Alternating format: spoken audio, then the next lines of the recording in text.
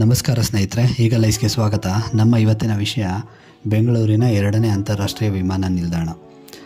ಸುಮಾರು ಜನ ಕಮೆಂಟಲ್ಲಿ ಕೇಳಿದರು ಇದ್ರ ಬಗ್ಗೆ ಅಪ್ಡೇಟ್ ವಿಡಿಯೋ ಮಾಡಿ ಅಂತ. ಹಾಗೆ DCM ಆದ DK ಶಿವಕುಮಾರ್ ಅವರು ಇದನ್ನು ಬೆಂಗಳೂರು ಸೌತಲ್ಲಿ ಮಾಡಬೇಕು ಅಂತ ಹೇಳ್ತಾಯಿದ್ರು.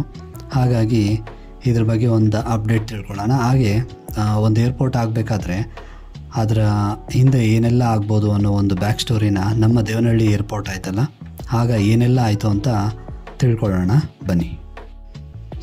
ಈಗ ಹೈಡೆಕ್ ಅವರು ಹೇಗೆ 6 ಜಾಗನ ಸ್ಥಳ ಪರಿಶೀಲನೆ ಮಾಡಿದ್ರಲ್ಲ, ಅದೇ ಥರ 1999ರಲ್ಲಿ ರಾಮನಾಥನ್ ಅವರ ಒಂದು committee, airport authority of India ಅವರು ಇವರ ನೇತೃತ್ವದಲ್ಲಿ ಒಂದು ಕಮಿಟಿ ಮಾಡಿ 6 ಜಾಗಗಳನ್ನ ನೋಡ್ತಾರೆ. ಅದರಲ್ಲಿ ದೇವನಹಳ್ಳಿ, ಹೊಸಕೋಟೆ, ಬಿಡದಿ ಈ 3 ಇರುತ್ತೆ, ಇನ್ನು 3 ಇತ್ತು.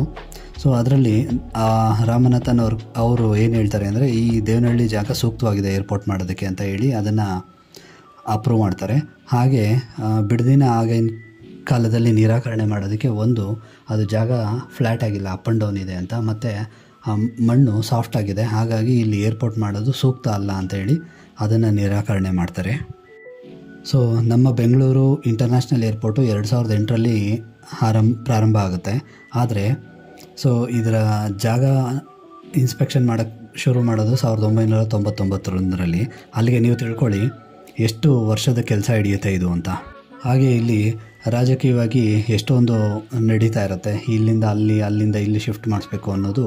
ಅದು ಆ ಕಾಲದಲ್ಲೂ ನಡೆದಿತ್ತು, ಈ ಕಾಲದಲ್ಲೂ ನಡೀತಾ ಇದೆ. ನಮ್ಮ ದೇವನಹಳ್ಳಿ ಪ್ರಾಜೆಕ್ಟ್ನ ಓಕೆ ಮಾಡೋದು ಆಗಿನ ಮಾಜಿ ಮುಖ್ಯಮಂತ್ರಿಗಳಾದ HD ದೇವೇಗೌಡರು. ಅವರು ಓಕೆ ಮಾಡ್ತಾರೆ. ಈಗಿನ ದೇವನಹಳ್ಳಿ ಏರ್ಪೋರ್ಟನ್ನ ಆಗಿನ ಮಾಜಿ ಮುಖ್ಯಮಂತ್ರಿಗಳಾದ HD ದೇವೇಗೌಡರು 1995ರಲ್ಲಿ ಓಕೆ ಮಾಡ್ತಾರೆ. ಹಾಗೆ 1996ರಲ್ಲಿ ಅವರು ಪ್ರಧಾನಮಂತ್ರಿಗಳಾಗಿರ್ತಾರೆ. ಆಗ ಈ ಪ್ರಾಜೆಕ್ಟ್ನ ಬೇರೆ ಕಡೆಗೆ ಸ್ಥಳಾಂತರಿಸಬೇಕು ಅನ್ನೋ ಒಂದು ಮಾತುಕತೆಯೂ ನಡೆಯುತ್ತೆ. ಅದು ಎಲ್ಲಿ ಅಂದರೆ, ಆಗಿನ ಸಂಸದರಾದಂಥ ಕುಮಾರಸ್ವಾಮಿಯವರು ಕನಕಪುರ ಕ್ಷೇತ್ರ, ಅವ್ರದ್ದು ಕ್ಷೇತ್ರ ಆಗಿರುತ್ತೆ. ಆವಾಗ 1996ರಲ್ಲಿ ಅವರು ಅಲ್ಲಿ ಗೆದ್ದಿರ್ತಾರೆ. ಆ ಕ್ಷೇತ್ರಕ್ಕೆ ಏನಾದರೂ ಮಾಡಿ ಏರ್ಪೋರ್ಟ್ನ ತೊಗೊಂಡು ಹೋಗಬೇಕು ಅನ್ನೋ ಒಂದು ಇದು ನಡೆಯುತ್ತೆ. ಬಟ್ ಫೈನಲಿ ಅದು ಆಗಲ್ಲ. ಆಗಿನ ಕಾಲಕ್ಕೆ ಅದು 1200 ಕೋಟಿ ರೂಪಾಯಿ ಪ್ರಾಜೆಕ್ಟ್ ಆಗಿರುತ್ತೆ. ಹಾಗಾಗಿ ತಮ್ಮ ಕಾನ್ಸ್ಟಿಟ್ಯೂಯೆನ್ಸಿಗೆ ತೊಗೊಂಡು ಹೋದರೆ ಅವ್ರಿಗೊಂದು ಒಳ್ಳೆ ಇದು ಬರುತ್ತೆ, ಒಂದು ಒಳ್ಳೆ ಹೆಸರು ಬರುತ್ತೆ ಅನ್ನೋ ಒಂದು ಇದು ಇರುತ್ತೆ. ಹಾಗಾಗಿ ಅದಕ್ಕೆ ಪ್ರಯತ್ನ ನಡೆಯುತ್ತೆ, ಅದು ಆಗಲ್ಲ. ಹಾಗೆ ಮತ್ತು ದೇವನಹಳ್ಳಿ ಕಡೆ ಸುಮಾರು ಜನ ಕಾಂಗ್ರೆಸ್ ಅವರು ಜಾಗನ ತೆಗೆದು ಬಿಟ್ಕೊಂಡಿದ್ದಾರೆ. ಹಾಗಾಗಿ ಅಂತ ಒಂದು ಮಾತುಕತೆಯೂ ನಡೀತಾ ಇರುತ್ತೆ. ಹಾಗಾಗಿ ಅಲ್ಲಿ ಮಾಡೋದಕ್ಕೆ ಇವರೆಲ್ಲ ಪ್ಲ್ಯಾನ್ ಮಾಡ್ಕೊಂಡಿದ್ದಾರೆ ಅಂತ. ಮತ್ತು ಈ ಭಾಗಕ್ಕೆ ಯಾಕೆ ಹೇಳ್ತಾ ಇದ್ದಾರೆ, ಬಿಡದಿ ಭಾಗಕ್ಕೆ ಅಂದಾಗ, ಇಲ್ಲಿ ಸುಮಾರು ಜನ ರಾಜಕಾರಣಿಗಳು ಅವ್ರದ್ದೇ ಆದಂಥ ಜಮೀನುಗಳನ್ನ ತೊಗೊಂಡು ಬಿಟ್ಕೊಂಡಿದ್ದಾರೆ. ಹಾಗಾಗಿ ಆ ಕಡೆ ಕನಕಪುರ ಕಡೆ, ಬಿಡದಿ ಕಡೆ ಕೇಳ್ತಾ ಇದ್ದಾರೆ ಅನ್ನೋ ಒಂದು ಮಾತುಕತೆ ಆ ಕಾಲದಿಂದನೂ ನಡೀತಾನೆ ಇದೆ, ಅದು ನಡೀತಾನೆ ಇರುತ್ತೆ. ಹಾಗೆ ಆಗಿನ ಕಾಲದಲ್ಲಿ ಕುಮಾರಸ್ವಾಮಿ ಅವರು ಹೇಳ್ತಾರೆ, ಬಿಡದಿಯಲ್ಲಿ ಒಳ್ಳೆಯ ಜಲ ಸಂಪನ್ಮೂಲ ಇದೆ ಮತ್ತು ಸೀವೇಜ್ ಫೆಸಿಲಿಟೀಸ್ ಚೆನ್ನಾಗಿದೆ, ಹಾಗೆ 4 ಲೈನ್ ಎಕ್ಸ್ಪ್ರೆಸ್ ವೇ ಆಗುತ್ತೆ. ದೇವನಹಳ್ಳಿ ಅದೊಂದು ಡ್ರೈ ಲ್ಯಾಂಡು, ಅಲ್ಲಿ ಯಾಕೆ ಮಾಡ್ತೀರಾ ಅನ್ನೋ ಒಂದು ಹೇಳಿಕೆನೂ ಕೊಡ್ತಾರೆ.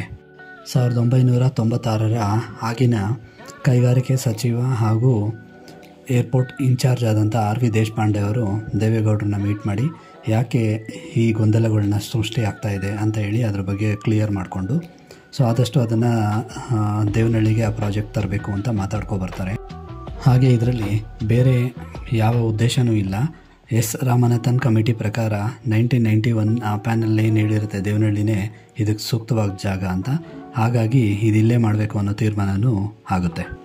ಹೀಗೆ ಕೊನೆಗೆ ದೇವನಹಳ್ಳಿ ಪ್ರಾಜೆಕ್ಟ್ ಟೇಕ್ ಆಫ್ ಆಗುತ್ತೆ. ನೋಡಿ, ಒಂದು ಏರ್ಪೋರ್ಟ್ ಶುರುವಾಗಬೇಕಾದ್ರೆ ಎಷ್ಟೆಲ್ಲ ಸಮಸ್ಯೆಗಳಿರುತ್ತೆ ಅಂತ. ಹಾಗಾಗಿ ಪ್ರತಿಯೊಬ್ಬ ಸಚಿವರು ಅವ್ರದ್ದೇ ಆದ ಕ್ಷೇತ್ರದಲ್ಲಿ ಆಗಬೇಕು ಅನ್ನೋದು ಅವರವರ ಆಸೆ ಆಗಿರುತ್ತೆ. ಅದನ್ನು ಪ್ರತಿಕ್ರಿಯೆ ಕೊಡ್ತಾ ಇರ್ತಾರೆ, ಅದು ಪತ್ರಿಕೆಗಳಲ್ಲೂ ಬರ್ತಾ ಇರುತ್ತೆ. ಫೈನಲಿ ಇದು ಟೆಕ್ನಿಕಲ್ ಕಮಿಟಿಯವರು ಏನು ತೀರ್ಮಾನ ಮಾಡ್ತಾರೆ ಅದ್ರ ಮೇಲೆ, ಮತ್ತು ಸರ್ಕಾರ, ಮುಖ್ಯಮಂತ್ರಿಗಳು ಮತ್ತು ಏರ್ಪೋರ್ಟ್ ಅಥಾರಿಟಿ ಆಫ್ ಇಂಡಿಯಾ ಇವರು ಯಾವ ಜಾಗನ ಸೆಲೆಕ್ಟ್ ಮಾಡ್ಕೋತಾರೆ ಅನ್ನೋದ್ರ ಮೇಲೆ ಇದು ನಿಂತಿರುತ್ತೆ. ಹಾಗೂ ಇದು ತಮ್ಮ ಕ್ಷೇತ್ರಕ್ಕೆ ಬರಬೇಕು ಅನ್ನೋದಕ್ಕಿಂತ ಹೆಚ್ಚಾಗಿ ಅನ್ಬಯಾಸ್ಡಾಗಿ ಇವರು ಯೋಚನೆ ಮಾಡಬೇಕಾಗತ್ತೆ. ಏರ್ಪೋರ್ಟ್ ಇದ್ದರೆ ಈ ಕರ್ನಾಟಕ ಅಥವಾ ಬೆಂಗಳೂರಿನ ಭಾಗದಲ್ಲಿ ಎಲ್ಲಿ ಎಲ್ಲ ಕಡೆಗೂ ಯೂಸ್ ಆಗುತ್ತಾ ಅನ್ನೋದನ್ನು ನೋಡಿ ನಿರ್ಧಾರ ಮಾಡೋದು ಸೂಕ್ತ ಅನಿಸುತ್ತೆ. ಇದು ಪಾರ್ಟ್ 1 ವಿಡಿಯೋ, ಇದು ಏರ್ಪೋರ್ಟಿನ ಬ್ಯಾಕ್ ಸ್ಟೋರಿ ಆಗಿರುತ್ತೆ. ಪಾರ್ಟ್ 2 ವಿಡಿಯೋದಲ್ಲಿ ಈಗಿನ 2nd ಇಂಟರ್ನ್ಯಾಷನಲ್ ಏರ್ಪೋರ್ಟು ನೆಲಮಂಗಲ ಮತ್ತು ಕನಕಪುರ ಕ್ಷೇತ್ರ ಅನ್ನೋದ್ರ ಬಗ್ಗೆ ರೀಸೆಂಟ್ ಅಪ್ಡೇಟ್ಸ್ನ ಮಾಡ್ತೀವಿ. ನೋಡ್ತಾ ಇರಿ. ಧನ್ಯವಾದಗಳು. ಸಿಗೋಣ ಮುಂದಿನ ವಿಡಿಯೋದಲ್ಲಿ.